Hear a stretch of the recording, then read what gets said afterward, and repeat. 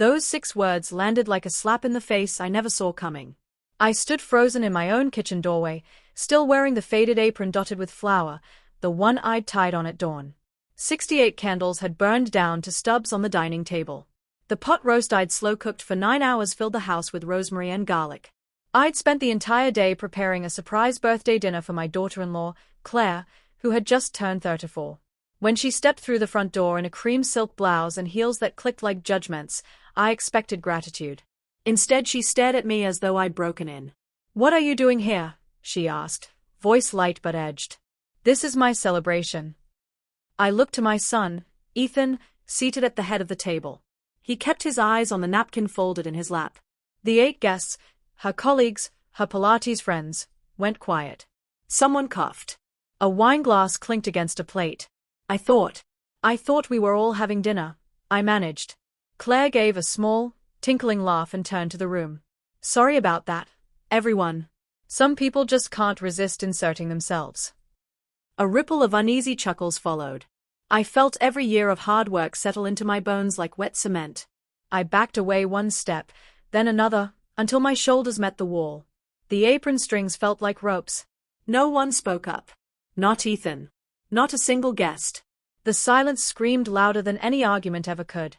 That night I lay awake in the narrow guest room I'd moved into months earlier, listening to laughter drift down the hallway from what used to be my bedroom. Something cracked open inside me. Not rage, not yet, but a cold, clear recognition.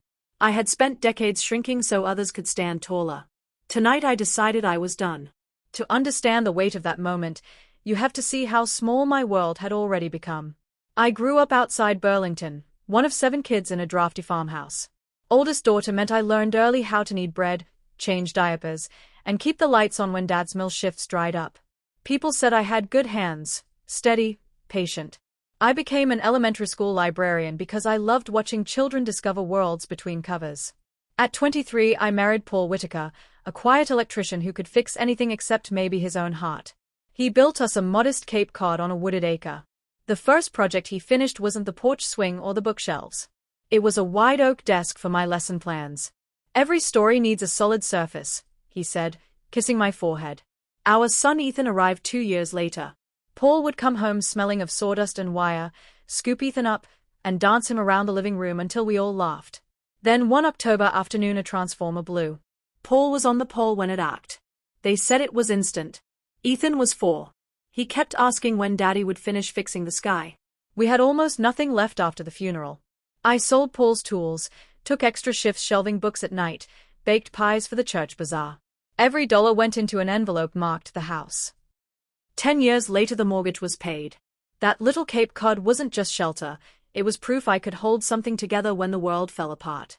Ethan grew into a thoughtful man, structural engineer, steady job, gentle smile.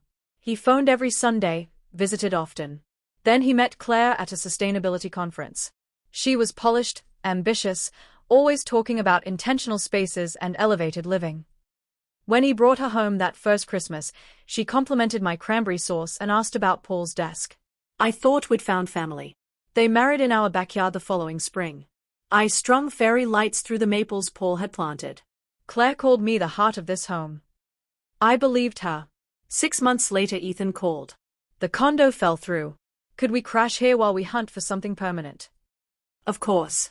I gave them the master suite, Paul's and mine, and squeezed my clothes into the sewing alcove off the laundry room.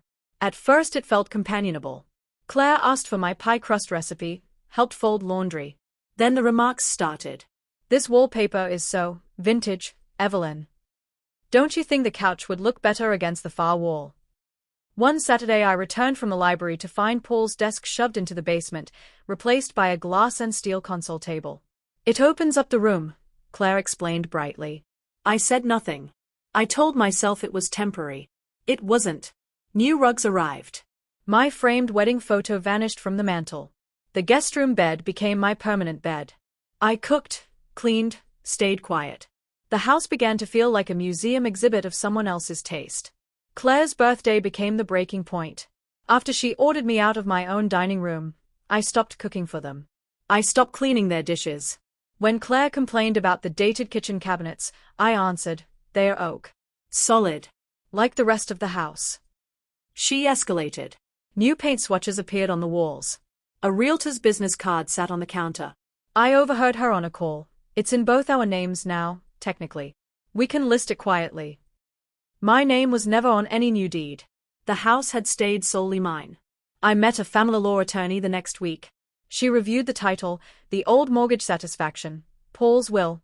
This property is yours alone, Evelyn. No quitclaim, no joint tenancy. They have no legal right. 2 days later Claire arrived with a stager. I met them at the door. No photos. No showings. This is private property. Claire's face flushed. Ethan will. Ethan knows where the deed is filed, I said evenly. That night Claire issued her ultimatum in the kitchen. It's me or her, Ethan. He looked at me across the room. For the first time in years our eyes really met. I'm choosing the woman who kept this roof over my head when no one else could, he said quietly. Claire left the next morning. Suitcases thumped down the stairs. The front door closed with a soft final click. Ethan stayed. Not out of guilt. Out of recognition. 3 months later he stood on the porch holding a newborn carrier. Her name is Nora. Claire signed over custody last week. She said she wasn't ready. I lifted my granddaughter into my arms. She smelled of milk and new beginnings. Ethan's eyes were red but steady. I should have seen you sooner, Mom. You're seeing me now, I told him.